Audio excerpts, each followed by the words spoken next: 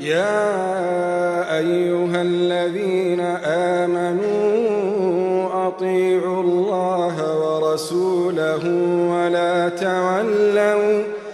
ولا تولوا عنه وأنتم تسمعون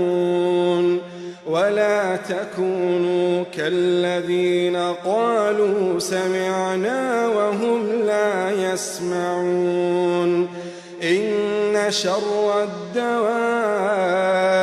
عند الله الصم البكم الذين لا يعقلون ولو علم الله فيهم خيرا